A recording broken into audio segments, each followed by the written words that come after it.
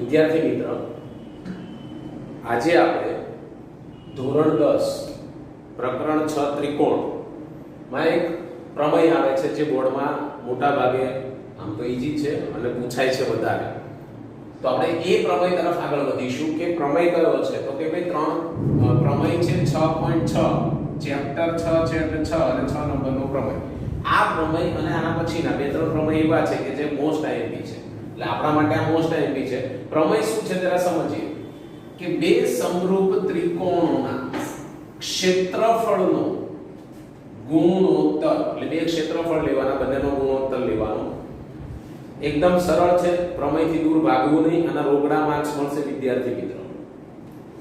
તેમની અનુરૂપ બાજુઓના ગુણોત્તર, અનુરૂપ બાજુ જે આવે ને, ધારો કે ત્રિકોણ ABC લીધું, તેની અનુરૂપ બાજુ AB, BC અને AC ના વર્ગ બરાબર હોય છે. ગુણોત્તરનો વર્ગ લેવાનો, એના બરાબર એના ક્ષેત્રફળ હોય છે. અથવા આવું પૂછે સાબિત કરો કે, એવું ના કે પ્રમેય 6.6 સાબિત કરો. હા, ઘણીવાર એવું પણ પૂછે પ્રમેય 6.6 એનું વિધાન આવડવું જોઈએ કે બે સમરૂપ ત્રિકોણના ક્ષેત્રફળનો ગુણોત્તર તેમને અનુરૂપ બાજુઓના ગુણોત્તરના વર્ગ બરાબર હોય છે. એટલે આવું સ્ટેટમેન્ટ પણ પૂછે. 6.6 ન પૂછે, ખાલી સ્ટેટમેન્ટ પૂછે સાબિત કરો. અથવા આવું પૂછે સાબિત કરો કે ABC PQR, હમણાં મેં કીધું તમને ત્રિકોણનું ક્ષેત્રફળ ABC લખો એટલે ત્રિકોણનું ક્ષેત્રફળ, PQR એ PQR નું ક્ષેત્રફળ. સામે એની બાજુ અનુરૂપ બાજુ AB PQ નો હોલ સ્ક્વેર કીધું ને આપણને, ગુણોત્તરના વર્ગ બરાબર હોય છે. એવી જ રીતે બીજી બાજુ BC QR ના હોલ સ્ક્વેર, એવી જ રીતે ત્રીજી બાજુ AC PR નો હોલ સ્ક્વેર. આવું સાબિત કરવાનું આપણને પૂછાય. તો સૌપ્રથમ તમારે આની અંદર પક્ષ લખવાનું. શું લખવાનું છે? પક્ષ. પક્ષ શું કહેવાય સાહેબ? તો જે રકમમાં આ જે સ્ટેટમેન્ટ હોય એમાં આપેલું હોય એને પક્ષ કહેવાય. આ યાદ રાખજો. તો એમાંથી જ આપણે લખીશું. તો શું લખીશું કે બે ત્રિકોણો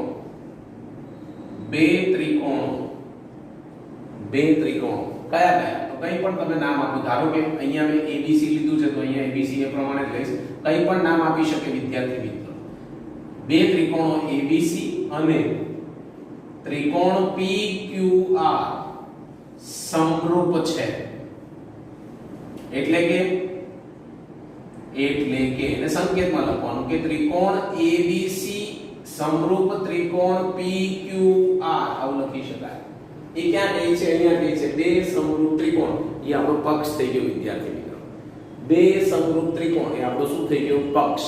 કે એવું શું લખવાનું આના ઉપરથી? તો બે સમરૂપ ત્રિકોણ, જે નામ લેવા હોય તમે લઈ શકો. મેં કયા લીધા? ABC અને બીજું કયું લીધું? PQR. આ સમરૂપ છે. એને સંકેતમાં લખ્યું, બસ બીજું કશું મેં કર્યું નથી. જઈએ આગળ. મારે લખવું છે હવે સાધ્ય. સાધ્ય એટલે સાબિત શું કરવાનું છે. તો અથવામાં તો પૂછાય ત્યારે તો સાબિતી ખબર પડી ગઈ. અને આવું આપ્યું હોય તો સાહેબ સમરૂપ તો ન આપ્યું, પણ આ લખવું તો પડશે ને પક્ષ. આના ઉપરથી ખબર પડે કે આ સમરૂપ હોય તો જ આવું થાય સાબિત, નકર સાબિત થતું નથી. આગળ વધીશું. સાબિતીમાં લખીશું ABC છેદમાં PQR, ગમે તે એક બાજુ પણ લખી શકાય, ઇક્વલ ટુ AB છેદમાં PR નો PQ નો હોલ સ્ક્વેર. AB છેદમાં PQ નો હોલ સ્ક્વેર. એવી જ રીતે હું લખીશ BC છેદમાં QR નો હોલ સ્ક્વેર. અને એવી જ રીતે લખીશ AC છેદમાં PR નો હોલ સ્ક્વેર. બધું એક સાથે સાબિત કરવાનું ના પૂછાય, એટલું બી પૂછાય. આની સાથે આ સાબિત કરવાનું પૂછાય, આની સાથે આ, અને ત્રણે બી પૂછી શકે. એટલે આપણે ત્રણે જ લઈ લઈએ. ચલો હવે સાબિતી તરફ આગળ વધીશું કે ભાઈ આની સાબિતીમાં શું આવશે. તો સૌપ્રથમ આપણે સાબિતી તરફ જઈએ.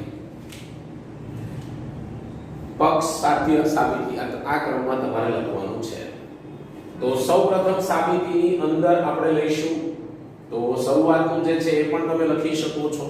કયું લખી શકાય કે બે સમરૂપ છે, પણ એને ફરીવાર લખવાનું કોઈ રીઝન નથી રહેતું. માટે આપણે આગળ વધીશું. તો પહેલા હું આકૃતિ ડ્રો કરીશ કે ચલો મારે બે ત્રિકોણ લેવા છે, તો બે આકૃતિઓ આપણે ડ્રો કરી દઈશું. નામ તમારે તમારી રીતે આપી શકો છો વિદ્યાર્થી મિત્ર, આ યાદ રાખજો. શું લખીશું અહીંયા? A B C P Q R. તમને જે ઈચ્છા પડે તે નામ આપી શકો છો. ત્રિકોણ તો બંને એકરૂપ છે. પાછા અહીંયા કીધા છે આપણે ABC એકરૂપ PQR. ઓકે, તો એકરૂપ જ છે. પણ સરળતા ખાતર હું a માંથી અહીંયા વેધ લઈશ. આ a છે એમાંથી અહીંયા સીધો દોરો એને વેધ કહેવાય, નામ આપીશ am અને આ 90 ડિગ્રી જ હોય હંમેશા. વેધ કેવો હોય? શિરોલંબ જે છે આ વેધ શિરોલંબ અને આ સમક્ષિતિજ એની સાથે 90 ડિગ્રી બને. એવી જ રીતે હું p માંથી લખીશ વેધ દોરીશ જેનું નામ આપીશ m, એ પણ 90 ડિગ્રી જ હોય. જે તમે વેધ દોર્યો હવે અહીંયા લખવાનું છે તો શું લખીશું આપણે? તો આના માટે આપણે લખીશું અહીંયા એક વિધાન કે ત્રિકોણ ABC, ત્રિકોણ ABC માં AM વેધ, પછી શું લીધું બીજો ત્રિકોણ, અને કયો ત્રિકોણ લીધો? PQR માં વેધ કયો થશે? PN, PN વેધ દોરો, રચો, દોરો, રચો, તમે તે લખી શકો છો. ઓકે, હવે તમને ખબર છે કે આનું ક્ષેત્રફળ મળી જાય વિદ્યાર્થી મિત્રો. કેવી રીતે મળે? તો આનું ક્ષેત્રફળ ABC આપ્યું છે તો આનું ક્ષેત્રફળ હું લખી શકું છું કે ત્રિકોણ ABC નું ક્ષેત્રફળ બરાબર, સૂત્ર આવડતું હશે, 9મા ધોરણમાં ભણીને આવ્યા છો. ત્રિકોણ ABC નું ક્ષેત્રફળ બરાબર 1/2 પાયો ગુણ્યા વેધ. ભણ્યા હશો કદાચ, પાયો ગુણ્યા વેધ. પાયો કયો કહેવાય? તો આ BC પાયો, અને વેધ કયો કહેવાય? AM. તો લખી નાખીશું અહીંયા ABC બરાબર, માટે તે 3 ટપકા કરવાના, તેથી પાયો કયો છે અહીંયા આપણે BC, તો લખી નાખો અહીંયા BC ગુણાકારમાં વેધ કયો થશે? તો કે ભાઈ AM, સીધો ઊભો એ શું થશે? વેધ થશે. તો આ પહેલું આવ્યું. ફરી વખત ત્રિકોણ ABC નું ક્ષેત્રફળ બરાબર 1/2 પાયો ગુણ્યા વેધ. આ સૂત્ર જ છે, તમે 9મા ધોરણમાં કદાચ ભણીને આવ્યા હશો. પાયો BC ગુણ્યા વેધ. સેમ આપણે આવું જ લઈશું ત્રિકોણ PQR નું ક્ષેત્રફળ 1/2 પાયો ગુણ્યા વેધ. સેમ જ લાગુ પડે તો 1/2 તો આપણે લખી નાખીશું. પાયો તમારી પાસે કયો છે? તો કે ભાઈ QR. વેધ તમારી પાસે કયો છે? ઊભો દોરશો એટલે તમારી પાસે શું થશે? વેધ PN. બંનેનો ગુણોત્તર લઈ લો. બંનેનો ગુણોત્તર લેતા શું લેવાનું છે? બંનેનો ગુણોત્તર. શું લખીશું? એ વિધાન આપી દેવું પડે કે બંનેનો ગુણોત્તર લેતા, બંનેનો આપણે ગુણોત્તર લેવાનો છે. ચલો લખીશું તો શું લખીશું? તો અહીંયા લખીશું ABC છેદમાં PQR ઇક્વલ ટુ ઉપર શું આવશે? 1/2 BC ગુણ્યા AM છેદમાં શું આવશે? 1/2 QR ગુણ્યા PN. 16 આમાંથી તમે જોઈ શકો છો આને ઉડી જશે. જે વધ્યું એ લખી નાખીશું અને સમીકરણ 1 કહી દઈશું. માટે મળ્યું શું? ABC છેદમાં PQR is equal to BC છેદમાં QR ગુણાકારમાં AM છેદમાં PN. એ મેં અલગ લખ્યું. સમીકરણ નંબર આપી દો 1. સમીકરણ નંબર 1. ફરી વખત એકદમ સિમ્પલ લોજિક છે કે વેધ દોરી દીધા તમે, તો વેધ દોર્યા તો એના ઉપરથી ખબર પડે કે બે ત્રિકોણના શું લેવાના? ક્ષેત્રફળ. તો ABC નું ક્ષેત્રફળ બરાબર 1/2 પાયો ગુણ્યા વેધ, તો કે 1/2 BC ગુણ્યા AM. એવી જ રીતે PQR 1/2 પાયો ગુણ્યા, પાયો કેટલો છે અહીંયા? QR. વેધ કયો છે? PN. તો આપણે લખી નાખીએ. બંનેનો ગુણોત્તર લીધો, 1/2 ઉડી ગયા એટલે BC/QR ગુણાકારમાં AM ગુણ્યા PN. હવે વેધવાળા ત્રિકોણ કયા વેધવાળા? તો તમે અહીંયા વેધ દોર્યો છે. શા માટે દોર્યો? એના માટે આપણે દોર્યો છે. તો આ એક ત્રિકોણ અહીંયા લઈ શકાય. કોઈને એવો વિચાર આવે સાહેબ આ બાજુ પણ લેવાની? લઈ શકાય. મારે પહેલું AB/PQ લાવવું છે, માટે મેં આ સાઈડ વિચાર.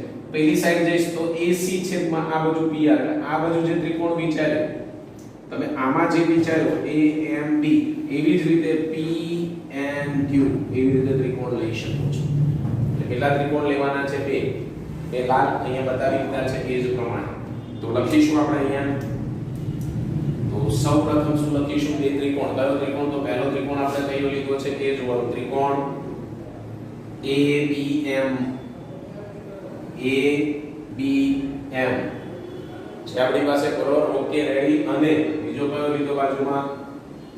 બીજો કયો ત્રિકોણ લીધો P આ ABM લીધો તો અહીંયા PQN લીધો આ યાદ રાખજો ABM PQN અહીં લખીશું PQN માં શું કરવાનું તો તમને ખબર છે કે બંનેના કઈ શરત પહેલા લાગુ પડશે તો અહીંયા કયા ખૂણા સરખા થાય તો તમે ફર્સ્ટ જોઈ શકો છો B અને Q તો અહીં લખી શકું છું B બરાબર Q અને તમે અહીંયા બ્રેકેટમાં લખશો શું પણ આ B અને Q શું કહેવાય ક્યાંથી આવ્યા તો આપણે એનું થોડું સ્ટેટમેન્ટ આપવું પડે તો આપણે કહી શકીએ છીએ કે ABC અને શું છે આ PQR કેવા છે ABC અને PQR કેવા છે એ લખી શકાય ત્રિકોણ ABC અને ત્રિકોણ PQR સમરૂપ હોવાથી એટલે સમરૂપ ત્રિકોણ છે તમે ભણી ગયા છો તો સાહેબ આ A B અને તમે Q જ કેમ પસંદ કર્યું આ કરો તો એ અડધો થઈ જાય છે તો સરખા હોય પણ ના પણ હોય સમજી ગયું તો આપણે તો જે સમરૂપ ત્રિકોણની વાત થઈ હતી એ પ્રમાણે B અને Q લેવાનું ઓલી સાઈડ તમે લે તો કયો લે C અને R લે આ યાદ રાખો ચલો બીજો તમારી પાસે બંને 90 ડિગ્રી છે ની સરખામણી હું લખી શકું છું શું લખી શકાય કે ભાઈ ખૂણો M ખૂણો N તમે આના બ્રેકેટમાં શું લખશો આના બ્રેકેટમાં એવું લખશો AM લંબ કોને છે BC એટલે ખબર પડી જાય કે આ નિયમ છે સમજી લેજો અને સામેની સાઈડ શું છે તો ભાઈ PN લંબ કયો છે QR તો એના ઉપરથી આપણને ખ્યાલ આવી જાય છે ઓકે તો આ કઈ શરત થઈ ખોખું શરત થઈ કઈ શરત થઈ ખોખું શરત તો ખોખું શરતના આધારે આપણે એ લખી શકીએ કયા બે ત્રિકોણ એકરૂપ થયા તો આ બે ત્રિકોણ એકરૂપ થયા માટે એ લખી શકાય કે ત્રિકોણ ABM એકરૂપ ત્રિકોણ QNB અને કેવા બધા એકરૂપતાની શરત વાપરવાની અને બ્રેકેટમાં એ લખીશ ખોખું શરત અનુસાર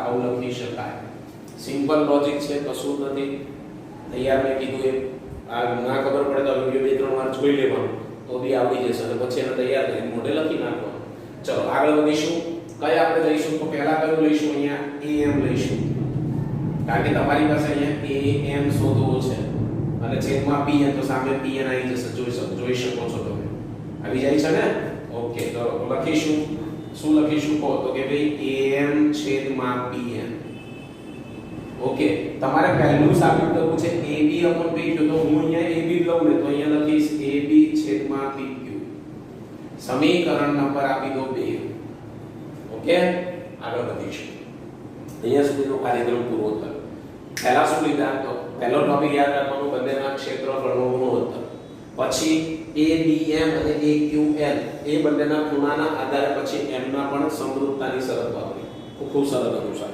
ખોખું સમરૂપતાની શરત વાપરી હવે બીજા બે ABC અને આપણે પહેલા જ વિધાનમાં કીધું છે ABC એકરૂપ PQ અને તો બાકી છે તો એના આધારે પણ આવું જ કંઈક મળશે તો પહેલા લખીશું અહીંયા સૌપ્રથમ શું લખીશું સૌપ્રથમ તો કે ભાઈ ત્રિકોણ ABC એકરૂપ ત્રિકોણ ABC એકરૂપ ત્રિકોણ PQR લખી શકાય ઓકે તો હવે આ જ પ્રમાણે આપણે એની શરતો લઈ લઈએ તો શરત તો આની મસ્ત મળશે કારણ કે તમને ખબર છે AB છેદમાં પહેલી કઈ મળશે તો કે ભાઈ AB છેદમાં PQ સામે શું મળશે BC છેદમાં QR આગળ શું મળશે AC છેદમાં QR PR આને નંબર આપી દો સમીકરણ નંબર 3 1 2 અને 3 સમીકરણ આવી ગયા પહેલું ત્રિકોણના ક્ષેત્રફળના આધારે ગુણોત્તરના આધારે સમીકરણ મળ્યું બીજું જે ભેદ દોર્યા છે બે ત્રિકોણના ખૂણા એટલે ખોખું શરતના આધારે ગુણોત્તર મળ્યો ત્રીજો આપણને બંને એકરૂપ છે એના આધારે શરત મળી આ તો આપણે આગળ બી ભણી ગયા છે આવી ગયું છે આગળના પ્રમેયમાં તો હવે શું કરીશું તો કશું જ નથી કરવાના ત્રિકોણનું ક્ષેત્રફળ તો ઓલરેડી છે તમે AM અપોન શું શોધ્યું PN તો આ અહીંયા મૂકી દઈશું પછી અહીંયા BC તમે આટલો પાર્ટ લઈ લો પહેલો પાર્ટ ફર્સ્ટ પાર્ટ બરોબર BC અપોન QR એની જગ્યાએ પણ શું મૂકી શકો AB અપોન તો આપણે લખીશું સમીકરણ 2 આ 2 છે અને આ 3 અને 3 ની કિંમત સમીકરણ સેમાં મૂકો છો 1 માં મૂકતા અથવા એના આધારે તો શું લખીશું? પહેલા આ લખીશું ત્રિકોણ એબીસી એટલે કે એબીસી નું ક્ષેત્રફળ અપોન પીક્યુઆર નું ક્ષેત્રફળ. ચલો આની જગ્યાએ BC upon QR, BC upon QR ની જગ્યાએ શું લખશો તમે? તો લખીશું AB છેદમાં PQ ગુણાકારમાં AM છેદમાં BN એની જગ્યાએ શું લખ્યું? AB upon PQ. કારણ લખવું છે, કારણ કે લખવું હોય તો ના લખો તો ચાલે, કારણ કે બસ આ લખવાનું કે BC છેદમાં QR બરાબર AB અપોન PQ આપણે અહીંયા મૂકી દીધું છે અને અહીંયા લખીશું AM અપોન PN બરાબર AB અપોન PQ. આ કેટલી વખત આયા? AB અને છેદમાં PQ. તો ઉપર AB કેટલી વખત આવ્યો? બે વખત. તો શું લખાય? ABC છેદમાં PQR બરાબર AB છેદમાં PQ નો હોલ સ્ક્વેર આવું લખી શકાય. તો આ આપણને ફર્સ્ટ પાર્ટ સાબિત કર્યો જે આપણને કીધો તો એ છે. આવી જ રીતે બીજો સાબિત કરી શકાય, આવી રીતે ત્રીજો કરી શકાય. પરંતુ આના ઉપરથી તમે ડાયરેક્ટ પણ લખી શકો છો ત્રણે ત્રણ વસ્તુ જોડે. શું લખી શકાય? તો છેલ્લે આપણે લખીશું માટે સાબિત થાય છે, માટે સાબિત થાય છે કે શું લખશો? સાબિત શું થાય છે? તો આપણે એ જ લખી નાખવાનું ABC છેદમાં PQR ઇઝ ઇક્વલ ટુ શું થશે? તો કે ભાઈ AB છેદમાં PQ સ્ક્વેર BC છેદમાં શું છે? QR નો સ્ક્વેર. બધા સાબિત કરવાની જરૂર નથી, એક સાબિત કર્યું એના ઉપરથી, બરોબર? આના પરથી આપણે કહી શકીએ. અને છેલ્લું શું લખીશું અહીંયા? AC છેદમાં શું આવશે? PR નો સ્ક્વેર. માટે આ જે સૂત્ર છે એ ત્રણેયના આધારે આપણે સાબિત કર્યું. એટલે તમને કીધું એમ BC લેવો હોય શું લે તમે? તો અહીંયા BC લે તો 1 ગુણ્યા પાય એટલે આ તો આપણે લેવાનું થાય, સમજી લેજો. કિંમતો બદલવાની નથી. જેમ કે તમને BC QR શું મળ્યું? એ સામે છે AC. ઓકે. બીજું તમે AM છેદમાં PN લખ્યું છે. એની સામે તમે શું લીધું? AB. એટલે ઓલો ત્રિકોણ લીધો, પેલી સાઈડનો ત્રિકોણ લીધો તો અહીંયા શું આવે? AC છેદમાં PR. તો તમને આ પાર્ટ મળી જાય. નીચેનો લીધો તો BC QR મળી જાય. માટે એવું કોઈ ટેન્શન લેવાની જરૂર નથી તમારે કે કોઈ એક સાબિત કરો એટલે જવાબ આવી જાય. અને છેલ્લે અહીંયા તમે જ્યારે લખો છો ત્યારે છેલ્લે આ રીતે ઘાટું કરી દો એટલે આનો મીનિંગ એવો કે અહીંયા પ્રમેય પૂર્ણ થાય છે. આ સંકેત ખાસ કરવો પડે. આને તમે લખીને તૈયાર કરજો એટલે તમને આરામથી આવડી